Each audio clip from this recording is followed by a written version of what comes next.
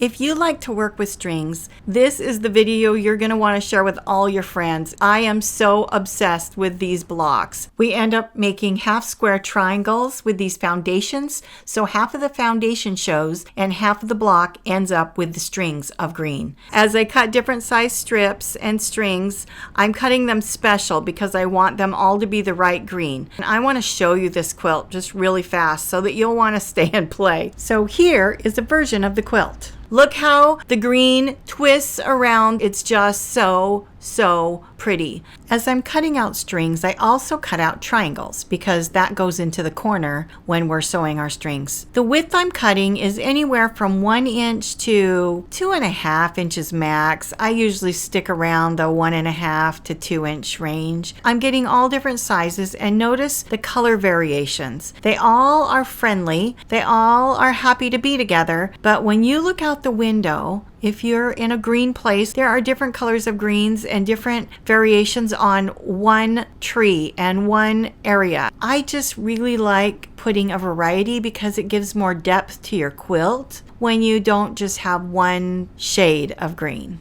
Next, we take our fabulous pile of strings and corners and head over to the ironing board. For our foundations, the white is our background piece and this yellow is what I call the pole. As I put this first string on, notice how careful I am. I press it. I'm going to sew on that edge right there. So every one, I'm lining them up 1/4 inch so that that seam will mostly, I hope, hit the corner. And that's my goal here. I put right sides together and I just find the center strip that I'm going to start with for every single block. And as I do them, I just keep going and going until I get all of them with a center strip right sides together to be ready. And some of these look like they're not right sides, but that's because they're batiks. They really are right sides together. And so pressing them gets them like that flannel board effect where they'll stick together until you take them to sew. And as I sew them, I very carefully try to go corner to corner. If it's a little off, it's going to be okay because we're going to trim these blocks to a little bit smaller size just to size them perfectly later. For now, I sew them as straight and as fast as I can, and then it's time to press. And in between, every single time I add a string, I press. This is key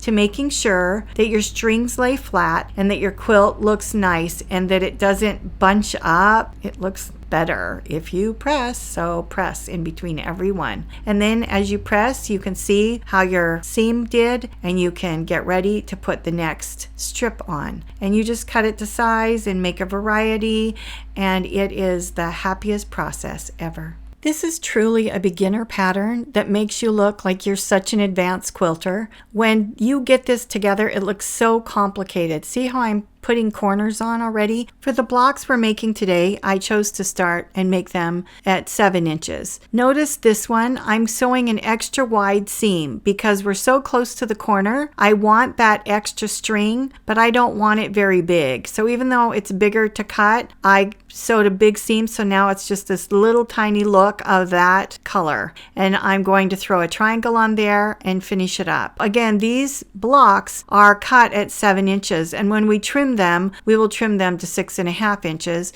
which will make them the perfect size to make a throw size quilt or a crib size quilt for the back of the couch. When I did the king size quilt, I believe we started our blocks at 12 inches. The truth is, you can make these blocks any size you want. The trick is in sewing and laying the blocks out correctly so that they do the twist pattern. And that is the only tricky part of this whole thing. Here we are ready to trim them to the 6.5 inch size, and you can use a big ruler to do it, or you can use a 6.5 inch ruler, whichever you prefer. I oftentimes like the big ruler. There is the stitch down the middle, and that's what we're going to line up. Here are my titanium blades. I'm telling you, if you haven't ordered your own titanium blades for Christmas for yourself yet, try them. I've been using them for a little over a year, and the blade stays so sharp. It cuts through layers of fabric so easily. It is way harder to hurt one of these blades, and they just last so much longer. And thank you for all you who have bought blades from our affiliate link below. Okay, notice I do that first cut on the bottom and then I flip it over. That's so I can get it as corner to corner as possible. Plus, it just looks so great as you finish them and stack them up. So again, you can cut them with a bigger one, and I'm showing you it also has that line. So if you don't have a 6.5 inch ruler but you have a bigger one, don't despair. You just cut it the very same way. You line that line up on the seam, you flip it over, you line it up on top with that seam, and then you just trim it. And we're just trimming barely any off. It's a 1/2 inch from all 4 sides. So the 1/2 inch is distributed from all 4 sides. And you just trim it and make it so they're perfect 6.5 inch blocks. Now, magic,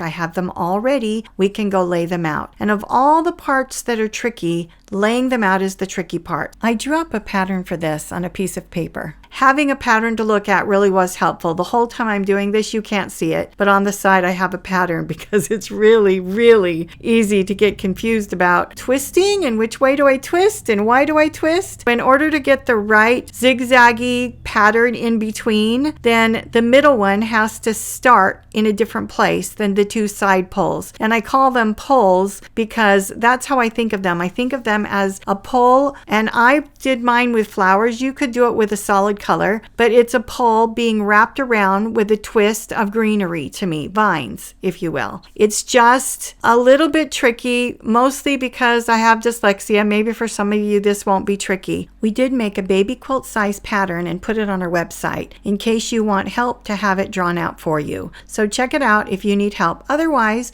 just draw a pattern for yourself, and you have to do a little math to change the size. But if you don't want to buy the pattern, then take the time to draw it out for yourself at the very least, because it is going to be really easy to get these in the wrong place. And you're seeing that this is just what I do in every video. So if you've never seen me do it before, it's almost in every video we have. I number the rows bottom to top, 1 at the bottom, and I go up to the top with whatever number it is. I pin them together, I stack them up, and then they have the number on them. So when I go to sew them, I'm never confused. I know that row number 1 is at the bottom, and I never have to lay them out again. I can do them at my sewing machine unless I want to lay them out to show them to you. But generally, I can just do it now and get them put together because they're numbered and ready to go. So that is the process. I sewed my rows together the regular way, where the seams go one direction then the other and you budge them together. But when I sewed the rows together, I pressed those seams open just because there's so much fabric that I wanted them to lay flatter. Here I am on the floor auditioning. What do I want? And I'm only going to put borders on the 2 sides where the poles are because I want it to, in your eye, stop the pull. And it probably would stop it just with binding, but I wanted to have a border there. So I know I do things, apparently they're odd. So don't ask me why I only put a border on 2 sides. I put a border on 2 sides because it looked like it should have a border on 2 sides. And I'm going to bind in the same color because it won the audition. As I press it and get it ready, I'm doing the press method where you press it and then you press your quilt on so that it doesn't pull or stretch, and I put pins in it. No, I'm not measuring because I don't want to, because it's not going to matter and because it's going to lay flat. When I make these string videos, people keep asking if it's a problem that the border is only 1 layer piece of fabric. And with this quilt, half of the block is just 1 layer piece of fabric. They're worried because where the strings are, there's loads of layers. And they just wonder if it is a problem of weight or feeling when the quilt is done, and it isn't. You just put a thin batting in there, quilt it, and it works out beautifully. Twirling vines going around the poles. It's just such a fabulous pattern. This one, I can see myself making it over and over again with different colored poles and different variations. It is absolutely stunning and beautiful. I hope you get a chance to make this quilt. It's a great one. Stay merry and creative.